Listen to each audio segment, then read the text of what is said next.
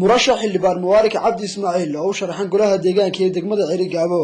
ayaa booqday deegaanka Kalmac oo dhinaca galbeed kaga beegan magaalada Cerigabo ee xarunta gobolka Sanaag markii murashaxu gaalay deegaanka Kalmac ayaa wax si balaaran ugu soo dhaweeyay bulshada qaybaheeda kala duwan waxaana wareyntiiba halkaasi ka hadlay odayaashii waxgaradka deegaanka Kalmac salaamu calaykum rasuulullaahi sallallahu alayhi wasallam maanta halkan aanu ku soo dhaweynayno xildhibaanka iyaga cusub Mubarak Cabdi Ismaaciil waxaanu leenahay waxaan kugu soo dhaweynaynaa gacmo furan qalbi furan hala loo tumo hala loo mushxarado isagoo in badan soo sharaxnaa oo cid maanta in badan baa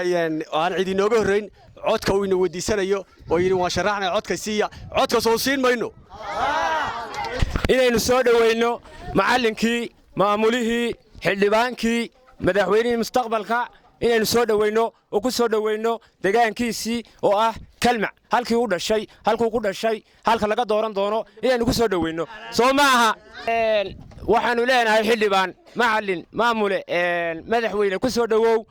deegaankaagii dadkaagii waa ku heegan waad aragtaa waxa ummad ilaahay saaka ku taagnaa waxa soo shacabkaagii ardaydaadii dadkaagii ilmaadeerada taageeradaadii oo kule gacmo furan iyo niyad furan qalbi furan ku soo dhawow markasta iyo meel kastaba sallallahu maxamed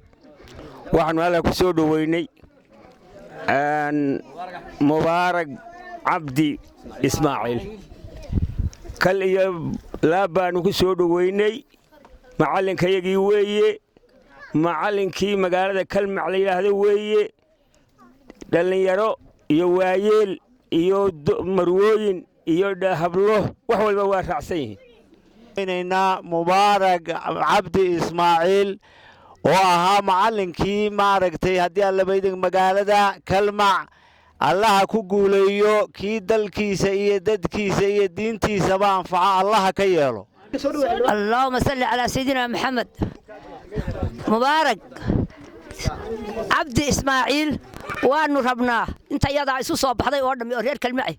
إن أنو ربنا وعلول يكل يلاب وربنا بان قال لله ما قرأتي سيدا نقل هنا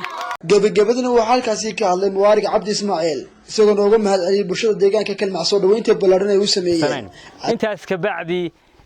marka la yiraahdo xildhibaan dadku xildhibaan waxyaabo fara badan bay ka aaminsan yihiin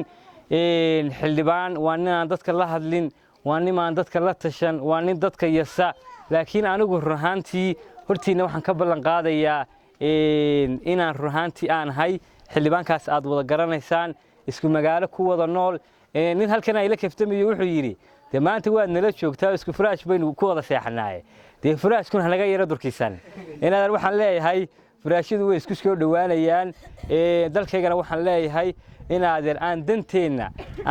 danteena ku heshiino danteena aan wada garanno isku si aan wax u wada kaxayno waxa weeye inaga reer Kalmac baan la yiraahdaa waxba yaan in la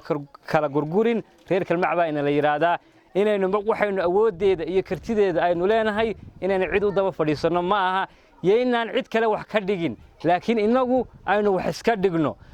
Cabdirashiid Ali